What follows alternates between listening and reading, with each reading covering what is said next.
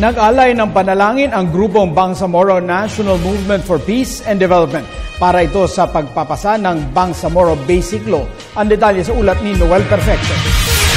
Isang motorcade rally ang isinagawa ng mga kapatid nating Muslim sa may Quiapo Golden Mosque sa Manila bilang pangalalay sa taimtim na pagdarasal ng mga tribo na sana ay maipatupad na at maipasa na bilang isang batas na matagal nang hinaasahang Bangsamoro Basic Law sa pamamagitan ng paglagda mismo ng Pangulong Benigno Aquino III.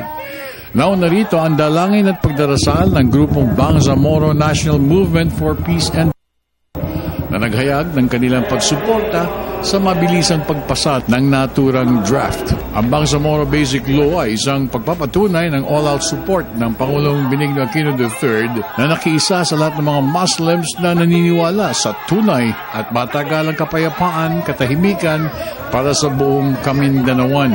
Kahapon po sa buong Mindanao, meron pong panawagan na ipasa na kagad yung Bangsamoro Basic Law. So dito rin sa Manila, pupunta rin kami ngayon sa may Mindula patungong Kongreso para iparating sa mga kapatid natin mga congressman na tulungan nila ang Bangsamoro na ma-expedite, mapadali itong Bangsamoro Basic Law kasi kung baga sa uhaw kami kung paano makamit yung kapayapaan na yan. Ayon pa kay Sharif, kanilang idadaan sa ilang mga piling lansangan patungong Kongreso para mabigyan ng publiko ng kaunting kaalaman sa kanilang masiding pagnanasa at dalangin ng isang matibay na batas na magtitiyak ng kaayusan, katahimikan at edukasyon para sa lahat ng mga taga-Bangsamoro tungo sa progreso ng buong Kamindanaoan sa darating na mga araw. Ayaw na namin ng gera at kaguluhan. Panahon na para magkaisa at makamit ang tunay na kapayapaan. Ang ating presidente naman, nakita naman natin yung pagsisikap nila ng mga kasama niya tulad nila Chairman Ferrer na ito